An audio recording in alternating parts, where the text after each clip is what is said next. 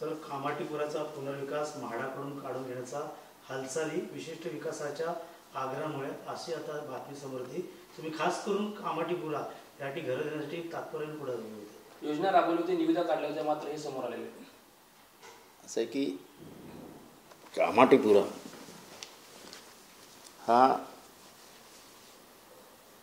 म्हणजे भेंडी बाजार आणि मुंबई सेंट्रल ह्याच्यामधला भाग आहे. फोर्ट, नरिमन पॉईंट ह्याच्यानंतर बिझनेस डिस्ट्रिक्ट म्हणून काय आपल्या समोर आलेलं नाही. आणि त्याच्यामुळे माझा हा प्रयत्न होता की 2 स्टेशन 3 स्टेशन जवळ असलेलं कामाठीपुरा आहे. बायकळाजवळ आहे, मुंबई सेंट्रल जवळ आहे, इथे मस्जिद बंदर जवळ आहे, विटी जवळ आहे, बायखळाजवळ आहे. आणि त्याच्यामुळे येण्या जाण्याचे मार्ग फार सुकर आहेत. तसंच मधनं एक रस्ता काढला तर अलीकडचं आणि पलीकडची मुंबई लिंक होऊ शकते. तसेच त्या ठिकाणी मालकीचे प्लॉट्स आहेत आणि जुनी मालकी आहे आणि ते प्लॉट्स फार काही मोठे नाही आहेत. ह्या सगळ्या मालकांना एकत्र करून त्यांची टक्केवारी ठरवून त्यांना किती घरं द्यायची हे ठरवून आम्ही सगळा तो प्लॅन केला होता. कामाठीपुराच्या डाव्या बाजूनी म्हणजे मुंबई म्युन्सिपल कॉर्पोरेशनच्या साईडनी पाण्याची वाहिनी आली आहे. त्या वाहिनीतनं पाणी जातं कामाठीपुराला. कामाठीपुरामध्ये कामाठीपुरा हे नाव का पडलं हे आधी ओळखून घ्या. मुंबईला जेव्हा भरणी लागली, मुंबईला जेव्हा समुद्र सपाटीकरण करण्यात आलं म्हणजे 7 बेटं एकमेकांना जेव्हा जॉईन करण्यात आली तेव्हा हे काम कोण करणार याचा शोध ब्रिटिशांनी सुरू केला. आणि तेव्हा त्यांना आंध्र प्रदेशमध्ये ही जमात सापडली ज्यांचं नाव कामाठी आहे. आणि त्या कामाठ्यांना त्यांनी इथे आणलं. त्या कामाठ्यांना त्यांनी जमीन दिली, त्यांची घरं बांधून दिली, त्यांना घरं बांधायला परमिशन दिली. संपूर्ण भराव टाकून मुंबई निर्माण झाली. मुंबई काय डोंगरावर निर्माण झालेली नाही किंवा खाली कातळे असं काही नाही आहे. असा हा कामाठीपुराचा एक वेगळा इतिहास आहे. नंतर मग तिथे थोडा वेश्या व्यवसाय सुरू झाला. सोन्याचे कारखाने आहेत तिथे, वेगवेगळे विविध वस्तू बनवण्याचे कारखाने आहेत तिथे. पण सर्वात महत्त्वाचं म्हणजे त्याची ॲक्सेसिबिलिटी ही मुंबईच्या अनेक स्टेशन्सना जवळ आहे. त्याच्यामुळे बिझनेस डिस्ट्रिक्ट म्हणून तो चांगला डेव्हलप होऊ शकतो असं माझं आणि अनेक अधिकाऱ्यांचं मत होतं. म्हणून आम्ही कामाठीपुरा रिडेव्हलपमेंट हातात घेतलं. आता तुम्ही जर मुंबई महानगरपालिका म्हणत असेल बांधणार असेल तर ही 100% सुपारी आहे. कारण का मुंबईत काही बांधायचं असेल तर म्हाडाशिवाय दुसरं कोणीही बांधू शकत नाही. तेवढं एक्सपर्टीज त्यांच्याकडे नाही. मुंबई महानगरपालिकेने बिल्डिंगी बांधल्या तसं कधी आठवतं का तुम्हाला? एवढ्या मोठ्या प्रमाणात साधे त्यांचे ते चतुर्थ श्रेणी कर्मचाऱ्यांची वसाहत बांधता बांधता नाकीनू आली आहे त्यांना. तेव्हा ते का केलंय कळलं नाही. पण निवडणुकीच्या आधी एखादा शेवटचा हात 50%चा मारलेला काय वाईट आहे? म्हाडाची मेहनत, तुमची मेहनत त्याच्यामुळे ते ठीक आहे, मेहनतीचा काही प्रश्न येत नाही. प्रश्न मुंबईच्या विकासाचा आहे. प्रश्न मुंबईला आपण काय देऊ शकतो ह्याचा आहे. आपल्याला जर मुंबईच्या विकासाची, मुंबईच्या लोकांच्या, मुंबईचे मूळ निवासी आहेत ते मुंबईचे कामाठी हे मुंबईचे मूळ निवासी आहे. मुंबई बनवलीच कामाठ्यांनी. ह्या साईडला समुद्र आहे, त्या साईडला समुद्र आहे आणि मध्ये कामाठीपुरा आहे. कामाठीपुरात एकेकाळी समुद्र स्पर्श व्हायचा कामाठीपुरात. हा सगळ्यात इतिहास वाचावा लागतो, समजून घ्यावा लागतो. कोणी येतं काही करतं, काही निर्णय घेतं, ऐकत बसायचं. तर छोटे छोटे मालक आहेत प्लॉटचे, ते कसे प्लॉट देणार तुम्हाला? का देणार? तुम्ही काय जबरदस्ती घेणार त्यांच्याकडनं? त्यांना काहीतरी तुम्हाला सांगावं लागेल आम्ही काय देतो आहोत, काय पर्सेंटेजनी आपण पार्टनरशिप करणार आहोत. आम्ही हा सगळा प्रपोजल बनवलेलं होतं. तिथले जे आमदार आहेत अमीन पटेल यांनी खूप जास्त मेहनत घेतली होती त्याच्यावरती. एखादा माणसाचा पॅशन, छंद म्हणून तो एखादा प्रकल्प पाहत नाही तोपर्यंत प्रकल्प होणारच नाही. तिथे 100% जेवढी मालकी हक्काच्या जमिनी आहेत त्या सगळ्यांनी कन्सेंट दिल्या होत्या की आम्ही देतो जमिनी. आणि त्यांनी सगळ्यांनी सांगितलं की आम्हाला मुंबई महानगरपालिका नकोच, ते करूच शकणार नाहीत. ईश्वरच्याने आता काय करतात.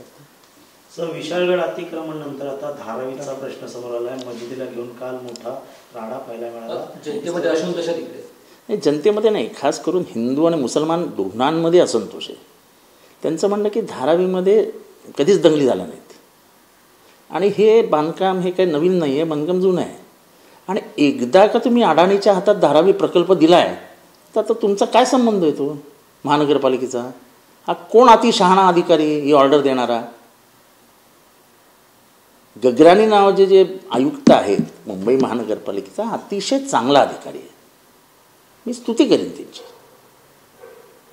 त्यांनी चौकशी करावी की ह्यांना ही ऑर्डर कोणी दिली. म्हणजे एकीकडे पूर्ण महाराष्ट्रात भीतीचं वातावरण आहे, मस्जिदी दर्गा ह्याच्यावरनं लोक कारण नसताना वातावरण तंग करत आहेत. अशा परिस्थितीत मुंबईसारख्या शहरामध्ये अतिशय दाट वस्ती असलेल्या धारावीमध्ये घुसून ते पाडण्याचं डोकं कोणाचं? मी आत्ताच एक मराठी माणसाचं पत्र वाचत होतो. तो म्हणाला, राम आणि रहीम इतके वर्ष इथे एकत्र राहतात, आमच्यात कधीही तणाव नाही, आम्ही सगळे सण एकत्र साजरे करतो, काय गरज होती इथे नाही येऊन पाडायची? नाहीतरी सगळंच तुटणार आहे धारावी, तर हे पण तुटलं असतं त्याच्यात. पण आता नवीन काहीतरी तोडायचं म्हणून कोणीतरी यायचं, म्हणाले हे मुद्दामून केलेलं राजकारण आहे, हा मराठी माणूस आहे जो बोलला आहे तो. हे असंच चालू आहे अख्ख्या महाराष्ट्रामध्ये. नंदुरबारमध्ये तेच झालं, भिवंडीत तेच झालं. आपल्याला निवडणुका जिंकण्यासाठी फक्त हिंदू मुसलमान हा संघर्षच कामी येईल असं त्यांना वाटतं आहे. आणि त्यामुळे ते सत्तेसाठी हपापलेली माणसं घरं जाळायला मोकळी होतात. 4 मेले तरी चालतील पण आम्हाला सत्ता मिळाली पाहिजे. म्हणजे त्या चित्तेवरती त्यांची घराची बांबू टाकायची त्यांना.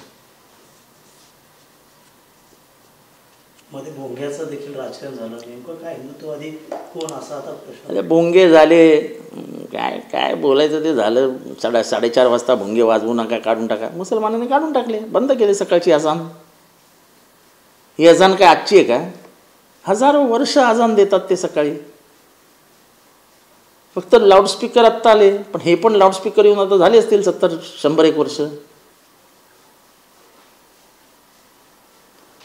म्हणजे लोकांनी चैत्यभूमीला येऊ नये, गर्दी करू नये.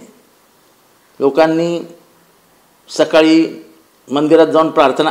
काय झालं त्या याच्यातनं मुख्य तर सकाळी जी काकड आरती होते, म्हणजे साईबाबांच्या मंदिरात होते, पंढरपूरला होते, इथे होते, तिथे होते, सगळ्या बंद झाल्या.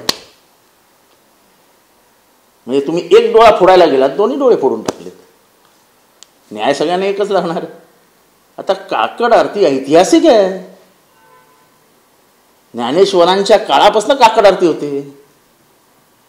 झाल्या ना सगळीकडच्या काकड आरत्या बंद.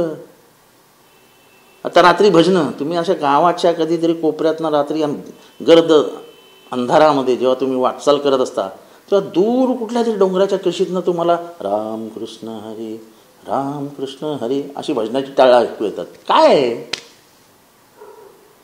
गावामध्ये काहीच उत्सवाचं साधन नसतं, एंटरटेनमेंट ज्याला आपण म्हणतो त्याचं काही साधन नसतं. तेव्हा लोक देवधर्मच करतात. कुठे टाळ वाजवतात, कुठे मृदुंग वाजवतात, कुठे ते एकतारी हे असतं ते वाजवतात, पण लोक मन रमवतात. हे सगळं बंद करून टाकलं तुम्ही. अजान तर बंद झाली ठीक आहे, पण तुमचे सगळे गेले ना. आणि अजानपेक्षा मंदिरामध्ये जाऊन भजनं करणारी माणसं जास्त आहेत, ते सगळे गेले ना. तुम्हीच सकाळी 11 वाजेपर्यंत झोपतात. शेतावर जाणारी लोक 4ला उठतात, न्याहारी करतात, आंघोळ करतात, देवळात जातात, सकाळचं जे काय पूजन पाठन करतात आणि मग शेतात जातात. तुम्हाला उठायचं आहे, मर्सिडीजमध्ये बसायचं आणि जायचं आहे, ते पण 11 वाजता. तेव्हा त्याचा मध्यान्ह झालेला असतो, सूर्य मध्यावर आलेला असतो, तो उन्हाने असं तापत असतो, घाम गळत असतो. बायको एक हे घेऊन, काय त्याला म्हणतात, तांब्या घेऊन, ते घेऊन भाकरी भाजी घेऊन त्याच्याजवळ जाते. हे सगळं जीवन उद्ध्वस्त करून टाकलं तुम्ही. नितेश राणेंनी देखील असा शब्द वापरले, तुमच्या त्या अफजल खानने 7 फूट असून काय उपटली आमच्या महाराजांची. मला ह्याच्यावर काही बोलायचं नाही आहे. काय उपटाउपटी करायची ते करा बाबा. तुम्ही एक ट्विट केलेलं आहे, अहिल्यानगरच्या सहकारी बँकेत 700 पदांची भरती होती.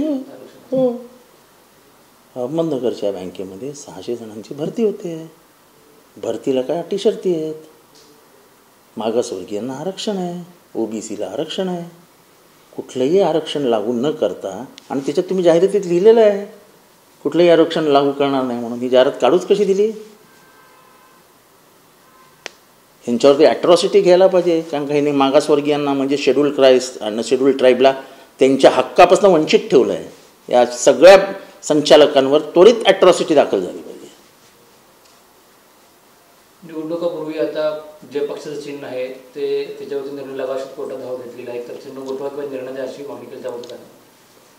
मला माहीत नाही दिल्लीत काय चालू आहे. मी त्याच्यापासून लांब आहे सध्या, कारण मी इथेच फार व्यस्त असल्यामुळे मी काय दिल्लीत लक्ष घातलेलं नाही. पण चिन्ह चोरलं आहे हे आमच्या मनात आहे आणि ते काय मिळेल ते शल्य शरद पवारांच्याही मनात आहे. शरद पवारांनाही ते टोचत राहतं की ह्या माझ्या घरच्यांनी माझ्या हातातलं घड्याळ पळवलं. शरद पवारवरती टीका करू नका, ती आपली लायकी नाही आहे असं शिंदेचे आमदार गुलाबराव पाटील म्हणतात. याकडे कसं तुम्ही बघता? उशिरा सुचलेलं शहाणपण.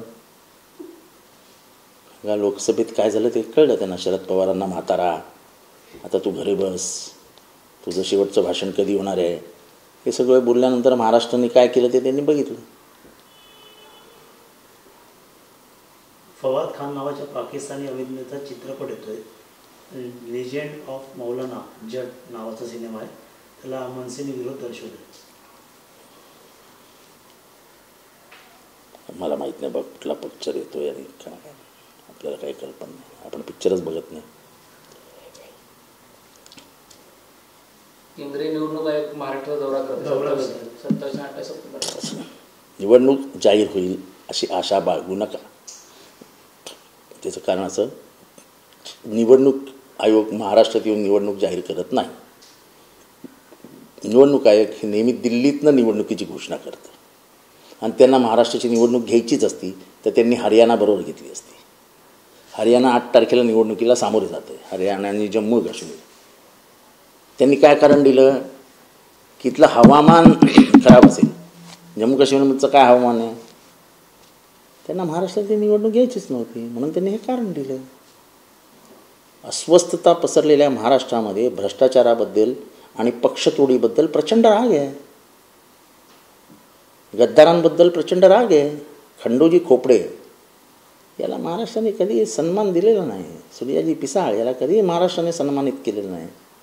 आणि ही जी खंडोजी खोपडेची आणि सूर्याजी पिसाळची औलाद महाराष्ट्राच्या राजकारणात आहे, त्यामुळे ते स्वतःच अस्वस्थ आहेत. त्यामुळे निवडणूक आयोग हे काही स्वायत्त राहिलं आहे असं माझं मत नाही. मावळमध्ये अजितदादा गटाला मतदान करायचं नाही असं भाजपाचं बोलणं आहे असं दादांचेच आमदार सांगतात आहे, आणि पवार साहेबांच्या उमेदवाराला मतदान करायचं असा भाजपा वाचल्याचा आरोप आहे. ते तर त्यांचं माहीत आहे. आतमध्ये मावळमध्ये काय राजकारण झालं मला काय माहिती हो साहेब. मी ना कधी तळेगावला जातो ना कधी त्या मुळशीला जातो. माझं काय संबंध. OBC नेते लक्ष्मण हाके शरद पवार आणि मुख्यमंत्री टीका केली आहे. शरद पवार हे महाजातीवादी नेते आहेत. पवार साहेब हे हाके माझ्या जातीचे आहेत. ते वंजारी आहेत, मी पण वंजारी आहे. या वंजाऱ्याला शरद पवारांनी काहीही कमी केलं नाही. उदाहरण ना समोर, एक वंजाऱ्याला त्यांनी सगळं दिलं, सगळं जे जे पाहिजे ते ते तिथे देत गेले. मग त्यांना तुम्ही जातीवादी कसं म्हणताय. उदाहरणासहित स्पष्ट करावं ना. एखादी हे गोष्ट उदाहरणासहित स्पष्ट करावी. मंडळ आयोगाचं आरक्षण कोणी आणलं. मग त्यांना कसं काय तुम्ही जातीवादी म्हणतात. सर्वात जास्त शिवाय त्यांना खायला मिळाल्या त्या मराठ्यांकडनं. बाबासाहेब आंबेडकरांचं नाव जेव्हा त्यांनी मराठवाडा विद्यापीठाला दिलं तेव्हा किती शिवांची लाखोली वाहिली मराठवाड्यात त्यांच्याबद्दल. पण त्यांनी नाही, ते म्हणाले शाहू फुले आंबेडकरांचं आपण, फुले शाहू आंबेडकरांचं आपण नाव घेतो तर तसं वागलं पण पाहिजे. तो हाकींना ते कुठल्या अँगलने जातीवादी दिसले मला माहीत नाही. हाकी मोठे नेते आहेत, मी छोटा माणूस आहे, पण फक्त त्यांना सांगतो मी वंजारी आहे. तेव्हा माझं उदाहरण आहे आणि उदाहरणावरनं माणूस कसा हे स्पष्ट होतं. मी शरद पवार गट कधीच सोडला नाही खडसे म्हणतात, मात्र भाजपकडनं त्यांना देखील ऑफर होती. मला माहीत नाही, मोठे नेते आहेत, मोठी पार्टी आहे, मी काय बोलू. तर राज्यातील गुलाबी वातावरण असल्याचं काही जण दाखवत आहे. जयंत पाटलांनी अजित पवारांचं नाव न घेता टीका केली आहे. महाराष्ट्राच्या आर्थिक व्यवस्थेची वाट लागली आहे, जयंत पाटील देखील असं म्हणले. महाराष्ट्राच्या आर्थिक परिस्थितीचे वाटोळं झालंय, वाट नाही लागली, वाटोळं झालंय. काही महिन्यांनी पगार देता येतील की नाही अशी परिस्थिती आहे. महाराष्ट्राच्या गंगाजळीत काहीही राहिलेलं नाही. मतं विकत घेण्यासाठी आणल्या जाणाऱ्या योजना ह्या महाराष्ट्राला खड्ड्यात टाकणार आहेत. एक लक्षात घ्या, 2 राज्यांची उदाहरणं देतो. एक ओरिसा आणि दुसरं तेलंगणा. विचारधारा नसलेली राज्य, फक्त पैसे वाटणं एवढंच त्यांचं काम होतं. ही योजना ती योजना, हे करोड ते करोड, अमुक करोड तमुक करोड. काय झालं दोन्ही पक्षांचं? साफ झालं. लोकांना एकदा आवडतं, पण जेव्हा त्यांना कळायला लागतं की हे आपल्या खिशातनंच देत आहेत. गॅसचे दर वाढले, ह्याचे दर वाढले, त्याचे दर वाढले, GST वाढला, तर लोकांना आपोआप कळतं अरे आपल्या नवऱ्याच्या पगारातनंच हे पैसे घेतात आणि आपल्याच परत करतात. या बहिणी काय एवढ्या मूर्ख नाहीत ना. बहिणींना सगळं समजतं. हे भाव किती चोर आणि लबाड आहेत. Modi one nation one election. One nation, one election is a direct attack on democracy. इथे तुम्हाला एक निवडणूक लोकसभेची घ्यायला 2 आणि 3 महिने लागतात. फेब्रुवारीमध्ये सुरू करता ते मेमध्ये संपवता. ही तर देशाची परिस्थिती आहे. तुम्हाला महाराष्ट्राची एक निवडणूक 2 टप्प्यात घ्यायची म्हणताय. तुम्हाला 3 राज्यांच्या निवडणुका एकत्र घ्यायचं होतं, ते त्या न घेता तुम्ही 3 राज्यांच्या निवडणुका 2 ह्याच्यात केल्या की महाराष्ट्राची नंतर आणि आधी यांची. एक nation one election, one nation. तुम्हाला दुसरं त्याच्यातनं महत्त्वाचं महाराष्ट्राने ओळखलं पाहिजे की तुम्हाला ह्याच्यासाठी संविधान बदलावं लागणार आहे. संविधानामध्ये जी प्रोसेस आहे पार्लमेंटरी डेमोक्रेसीची, संविधानामध्ये जी प्रोसेस आहे फेडरल स्टेट, म्हणजे आपल्या प्रत्येक राज्याला एक अधिकार आहेत, निवडणुकांचे आहेत, ह्याचे आहेत, त्याच्यात खूप अधिकार आहेत. ते सगळे अधिकार हळूहळू कमी करून राज्यांना अपंग केलं जाईल. आणि अपंग राज्य हे देशाला परवडणार नाही. प्रत्येक राज्याची वेगळी संस्कृती आहे, वेगळी संस्कार आहेत, वेगळी भाषा आहे. वन नेशन वन इलेक्शन म्हणजे या भारताच्या डायव्हर्सिटीवर, विविधतेवर डायरेक्ट हल्ला आहे. मोदी जाता आता कुठेतरी बदल करणार होते. वन नेशन वन नेशन तसं 400 पार देखील 1 वर्ष झालं. हे बघा, ते जे आणतायत त्या दिशे घातक आहेत. 400 पार झाले असते ना तर आत्तापर्यंत OBC SC ST यांनी डोक्यावर हात मारून घेतला असता. काय केलं आपण? काय म्हणते ना, आरक्षणच रद्द करायचं. हिंमत कशी होती अहमदनगर बँकेची की या भरतीमध्ये कुठलंही आरक्षण लागू होणार नाही असं म्हणण्याची? जेलमध्ये टाकायला पाहिजे त्यांना त्वरित. आता वर्षांचीच इच्छा आहे की आरक्षण रद्द व्हावं, तर करतायत ते.